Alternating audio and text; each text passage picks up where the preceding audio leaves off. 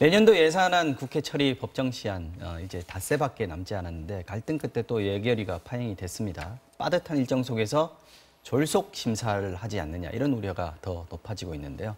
영상을 한번 보고 다시 이야기를 나눠보도록 하겠습니다.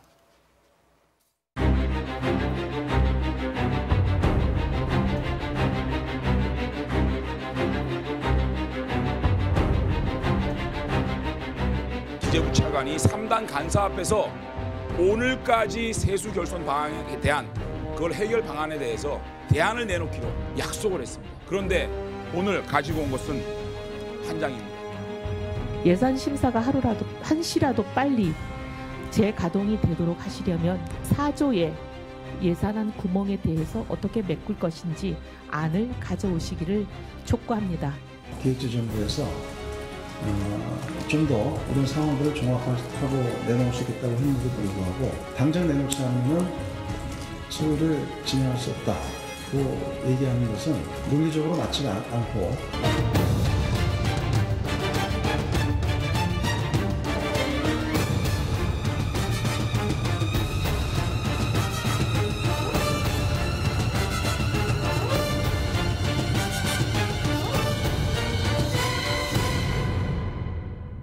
네, 김 교수님, 그 예결위 소위회의실이 지금 텅텅 비어 있습니다. 예산안 법정 처리 시한이 이제 다음 달 2일이란 말이죠. 그러면 예산 심사에 지금 이제 밤을 새도 모자랄 판인데 지금 파행이 되고 있는 이유 간단하게 양측의 입장을 좀 정리 좀 네, 해주시죠. 예결위 심사는 이제 3일밖에 남지 않았기 때문에 네. 사실 뭐 시간이 거의 없다 이렇게 얘기할 수 있는데요. 네. 지금 문제가 되고 있는 것은 세수 결손이 4조가 있다는 것인데요. 그 4조는 지방행정 이전 분과 더불어서 그리고 이번에 기름값의 세금을 네. 유류세를 인하한 부분 그것을 합쳐서 4조가 지금 비는데 이 비는 부분에 대해서 정부가 답을 안 가지고 온다라고 하는 게 야당의 주장이고요. 여당의 주장은 어차피 그동안에 깎은 돈이 4조가 넘기 때문에 어차피 깎은 돈하고 세수 결손하고 이동을 했을 뿐이라는 거죠. 네, 같이 비교하면 똑같은 거 아니냐 이제 이런 주장인데요. 양쪽 다 사실 일리는 있습니다. 그러나 제가 볼 때는 결국 뭐 어느 주장이 맞든 간에 심사를 열심히 하는 그러니까요. 것이 중요하다라는 생각을 첫 번째는 하게 되고요.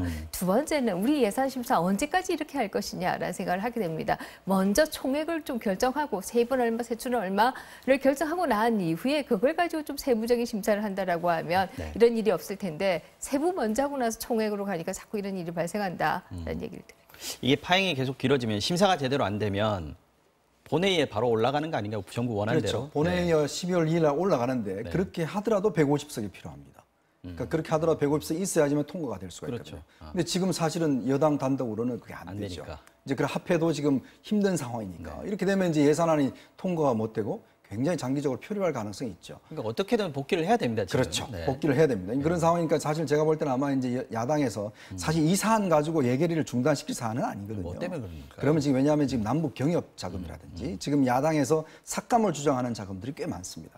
이제 그러다 보니까 그게 예결위 소소위로 넘어가서 그걸 좀 뭔가 삭감을 하고 다른 걸 하겠다는 거거든요. 결국 이제 이 4조 이 예산 결손보다는 오히려 그것을 협상 대상으로 해서 나머지 예산, 즉 정부가 정책적으로 이야기하는 남북 경협이라든지 이런 예산들을 좀 삭감하겠다. 아마 그런 의도가 야당한테 있겠습니다. 네, 자유한국당의 경우에는 그런 예산들의 삭감을 좀 중시하고 있는 것 같고요. 그 이외의 정당들의 경우에는 사실 왜 여당이 선거법에 대한 입장을 바꾸느냐 이 부분이 사실 그 물밑에는 상당히 작용하고 있다라고 볼 수 있습니다. 네, 정동영 대표 같은 경우에도 그 얘기를 했고요. 예산하고 연동시킬 수 있다는 식으로 얘기를 했고요. 자, 근데 지금 결정이 보류된 예산, 여야가 이견을 보여가지고 결정이 보류된 예산이 170건 넘는다고 하는데 이거는 지금 예산안 조정 소소위로 넘어가는 그런 단계에 있습니다.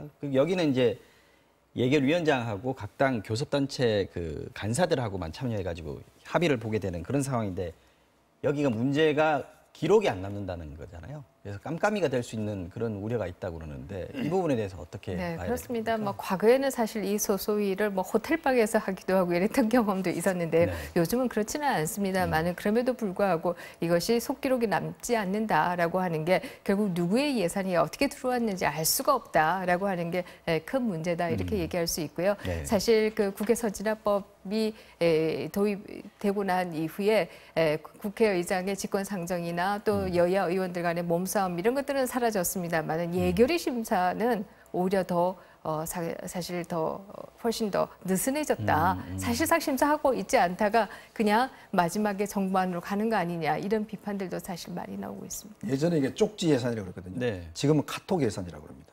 요즘은 쪽지로 하는 걸 못하게 하기 때문에 굳이 오프라인 카톡으로 할 다 필요가 없군요. 네. 넣어서 이제 예산안 자기 지역구에 뭐 다리 놔주고 뭐 이런 것들 다 이제 이렇게 부탁을 하기 때문에 결국 이 소소이라는 데서 모든 게 이제 타협되는 거죠. 사실은 지금 겉으로 보이는 것하고 실제 이제 협상은 바로 이제 중요한 예결위 위원들, 자기들 지역구에 대한 이제 예산들 이런 걸 얼마만큼 따가느냐. 그러니까 목소리 높이면 많이 따가는 것이고 이제 결국 여기서 이제 정치적 타협들이 이루어지는 것인데 이거야말로 어떤 면에서 보면 예산을 놓고 나눠 갖는 그런 어떤 자리가 아닌가 생각이 듭니다. 본회의로 바로 넘어갈 가능성이 있습니까 지금? 지금 넘어가더라도 사실은 이게 예산이라는 게 항상 여야 합의로 되어 온 것이 이제 관례였거든요. 그렇기 때문에 아마 이거는 여당 입장에서 보면 이거는 아마 본회의로 바로 넘기지는 않을 겁니다. 결국 이제 좀 시간이 걸리더라도 결국 예산은 항상 우리 관례가 여야 타협을 해왔기 때문에 그리고 이 지금은 안 될 것 같지만 또 여기 소선이 들어가면요 타협. 그러게 저는 지금 안 될 것 같은데 보고 계시면 또 보면은 타협 또 되더라고요. 네, 한번 기다려 보겠습니다. 어쨌든 여야 모두가 이건 뭐 굉장히 부담이 될 수밖에 없는 그런 사안이니까요. 예산안이라는 거는. 자, 그다음에 사립유치원법 얘기 잠깐 나눠보겠습니다. 지금 자유한국당이 조만간 사립유치원법의 법률의 대안을 조만간 별도로 발의하겠다 이렇게 얘기를 했는데 핵심을 보니까 시설 사용료 이거 임대료 같은 걸 국가가 보상해 주겠다 뭐 이런 법안인 것 같아요. 이게 뭐냐면 사실 박용진법하고는 완전히 지금 다르죠. 배치가 되는 법 아니겠습니까? 김 의원님 보시기에 이 부분이 논의가 이번 국회 지금 정기 국회 내에 처리하기로 지금 합의가 돼 있는 사안이 말이죠. 합의되겠습니까? 이거? 네, 사실 뭐 저는 자유한국당 이 부분에 있어서는 조금 전략적으로 생각할 필요가 있다는 생각이 드는데요. 이 시설 사용료 부분이 꼭 박용진법과 배치된다고 얘기하기는 어렵습니다. 그 내용이 서로 다른 내용이기 때문에 이것도 하고 이것도 하고도 할 수 있는 문제이고요. 또 그중에 어느 것도 안 하고 일부만 할 수도 있는 문제다 이렇게 생각할 수 있기 때문에 정말 하는 게 중요한가 아니면은 정말 안 하고 그냥 각자의 얘기만 하는 게 중요한가 이 부분을 선택할 부분이다 이런 생각을 합니다.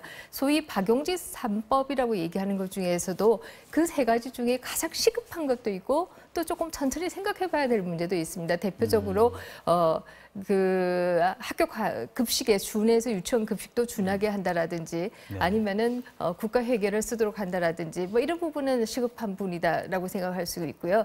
그다음에 설립자와 원장을 겸직해서는 안 된다. 이런 부분들은 우리가 조금 따로 생각을 해볼 필요가 있다라는 생각을 하게 됩니다. 유치원이라고 하는 게 아주 큰 유치원도 있는가 하면은 굉장히 작은 유치원도 있는 것이 사실인데 그것을 설립자와 원장을 꼭 분리해야 된다라고 한다면 그 유치원이 과연 운영될 수 있겠는가 이런 생각도 해볼 수 있어서요. 이 어떤 법안 세 개를 다 한꺼번에 통과시켜야 된다든지 아니면 그거는 절대 안 된다든지 뭐 이런 것이 아니라 정말 지금이야말로 타협과 협상이 필요한 부분이다라는 생각을 합니다. 이 의원님께서는 어떻게 보세요? 그러니까 저도 이게 지금 법 자체가 서로 팽팽하게 하면 아무것도 안 이루어지거든요. 그러니까 우리가 뭔가 법이라는 것에 조금의 진보는 필요하지 않습니까? 아무것도 안 되는 것보다는 한 발이 반발이라도 나가는 게 중요하거든요. 네. 자, 그렇다고 한다면 결국 이제 여야의 정치력이 달려 있는 것이죠. 결국 이 이제 중요한 쟁점들 가지고 얼마만큼 타협해낼 것이냐. 저는 이게 절대로 타협할 수 없는 그런 어떤 것은 생각 들지 않거든요. 그러니까 지금 사실은 사립유치원 같은 경우는 너무 지금 공교육을 강조하다 보면 현실하고 또 맞지 않는 측면도 있어요. 왜냐하면 지금까지 다 사유재산을 알고 해왔는데 그걸 한순간에 다 공적인 걸로 하라 그러면 본인들 재산상의 어떤 피해가 있지 않습니까? 그렇지만 또 그만큼 또 국민들 요구는 공적으로 운영하라는 것이고 그렇다면 그 적정한 선에서 어떤 타협의 여지는 있지 않을까? 타협의 여지는 그렇죠. 있을 것 같다. 그런 그것을 이제 사립학교 운영하시는 분들, 학부모 입장, 또 이제 여야의 입장이 뭔가 정치로 좀 타협이 된다면 100% 만족할 수는 없지만 그러나 서로에게 조금의 양보가 있다면 우리 어린이들 입장에서 보면 조금이라도 나아지는 그게 바로 저는 선이 아닌가 생각이 듭니다. 아예 올와 나스인 게임으로 가버리면 사실 이거는 아무도 변하지 않는 것이거든요.